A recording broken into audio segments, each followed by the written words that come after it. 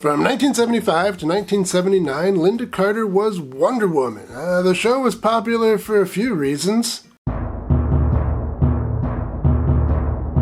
In just 4 months after the first episode of Wonder Woman aired, Lynda Carter had her big screen debut in a low-budget exploitation film, which is memorable for a few reasons.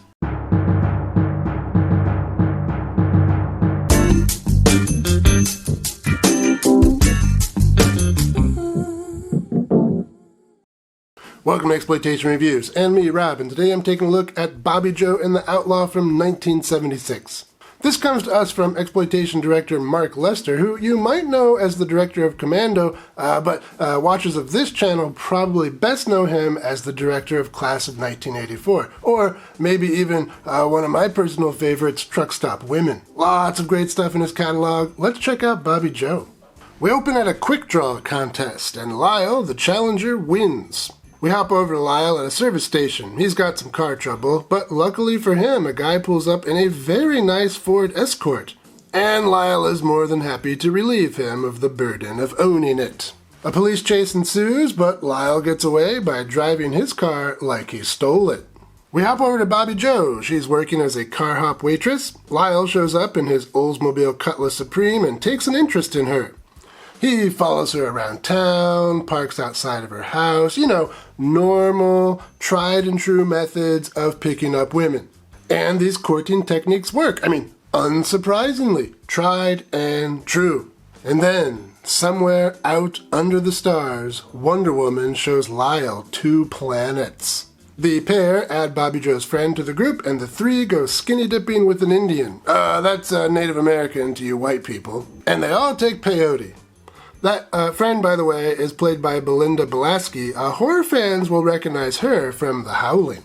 Anyway, Lyle has kind of a bad trip, and he imagines himself as this kind of Old West-style outlaw who's being hunted by a sheriff. And back in the real world, he is an outlaw who is being hunted by the sheriff. The 3 make their escape and end up at a gentleman's club, and there they find Bobbie Jo's sister and her new boyfriend, Slick. Slick asks Lyle to give him a ride to his office, and there a security guard pulls a gun and Lyle ends up shooting and killing him. So I guess that wasn't Slick's office? Or he has a really bad security guard.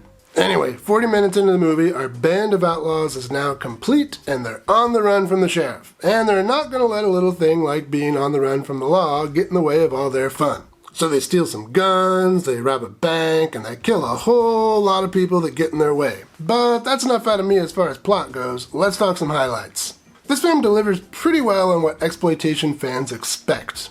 There's a considerable amount of nudity in this movie. We've got 2 sex scenes featuring the gorgeous Lynda Carter and her 2 substantial Wonder Womans. We've got a naked skinny dipping, peyote eating scene, some topless dancing, and a non-peyote eating skinny dipping scene. Not too bad. And the actors are quite good looking, at least the female ones. Lynda Carter, she's nothing short of incredible, and her friend, played by the tiny and adorable Belinda Balaski, super cute. She has got these awesome little and you just want to and then with a little bit of oil you could. And the film delivers pretty well on the violence. We got a few decent car chase scenes and a lot of gunshot victims, and the squibs here look pretty good. Squib, by the way, these are the little exploding devices that filmmakers use to simulate gunshot wounds. Squib. Good word to know. So, sex and violence, our kind of thing. Oh, and that ending, pretty great. Movies like this mostly all end the same way, but still, this one did manage to surprise me a bit, so kudos for that. And yet, despite everything I've said, I don't really like this movie very much. Like Wonder Woman getting out her Wonder Womans, it has some shortcomings. This film owes a lot to Bonnie and Clyde. It's so similar, it's almost a reimagining. But one of the things that makes Bonnie and Clyde so great is the characters are so great. They are super charismatic and interesting, and pretty hot too. Warren Beatty and Faye Dunaway, I could watch those 2 all day long. But here in Bobbie Jo and the Outlaw, the characters are either unbelievable or just unlikable.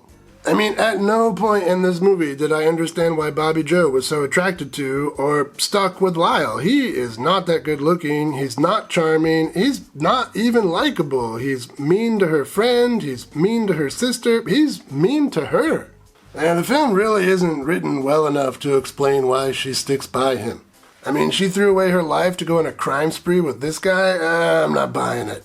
I mean, that kind of just ruins the whole movie at the end of the day. I mean, what's the point in watching a movie like this if you don't like the characters in the movie? Not much, really. Okay, I guess if you're just looking for some bloody shootouts and some nice Wonder Womans, this film delivers on those, but that's about it. But if you're looking for a good crime spree movie, then just watch Bonnie and Clyde, or Natural Born Killers, or The Devil's Rejects, or Big Bad Mama, or...